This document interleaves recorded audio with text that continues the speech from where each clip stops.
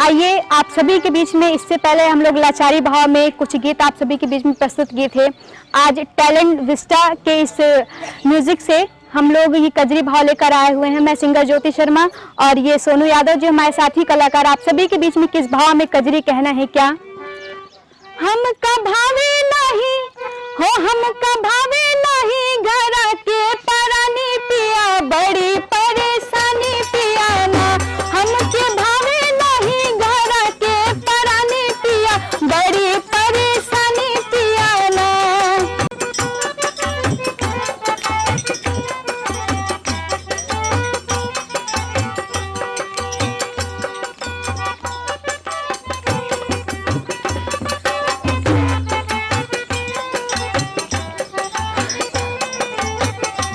हमका भावई नहीं हो,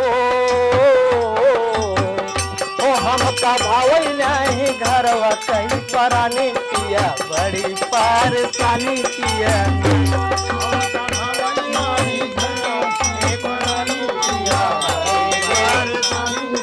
और आगे का भाव क्या है?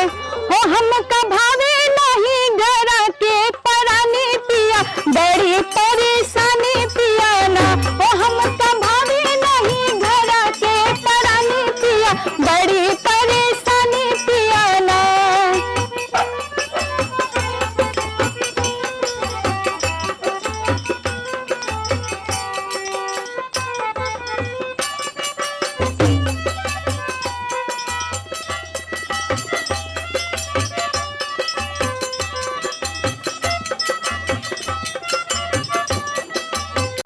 सुनिए ना, आगे भाव में कहना है क्या? हो तोहरी बहिनी हमारी ननद करे काम नाही धंधा, तोहरी बहिनी हमारी ननद करे काम नाही धंधा, तोहरी बहिनी हमारी ननद करे काम नाही धंधा। होन का भेज दा ससुरवा भरे पानी पिया, बड़ी परेशानी पिया ना।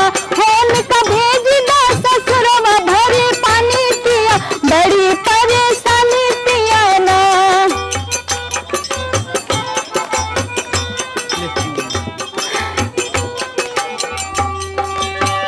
हे परेशानी पिया ना, हे परेशानी पिया ना, उनका भेजी जा ससुरवा बार पानी पिया, बड़ी परेशानी पिया। अगले भाव में कहना है क्या? सुनिएगा। क्या कहना है ज्योति जी? हमारी बहन तोहरी साली बाटे आधी घर वाले, हमारी बहन तोहरी साली बाटे आधी घर वाले।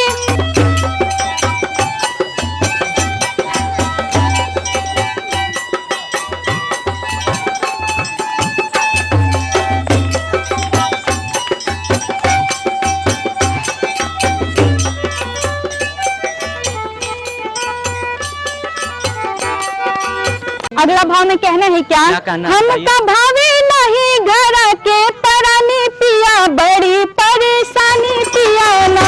ओ हमका भावे नहीं घर के परानी पिया, बड़ी परेशानी पिया ना।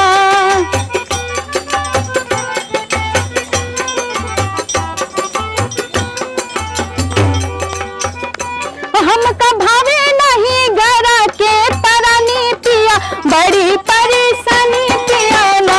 हमका भावे नहीं घर के परानी पिया, बड़ी परेशानी पिया ना। हमके भावे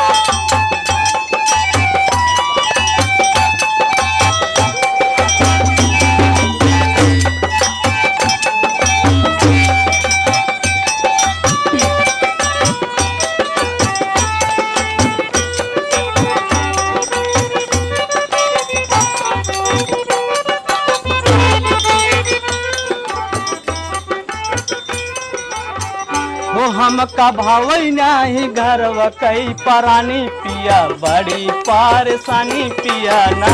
हमके भावे नहीं घर के परानी पिया, बड़ी परेशानी पिया ना।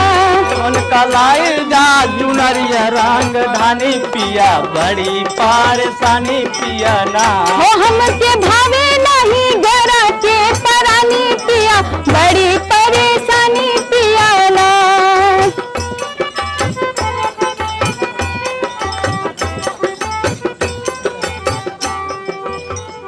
इस गाने में जो भी त्रुटियां हुई हो हम लोगों से, उसके लिए आप सभी से हाथ जोड़ के क्षमा प्रार्थी हैं। फिर दोबारा मिलेंगे।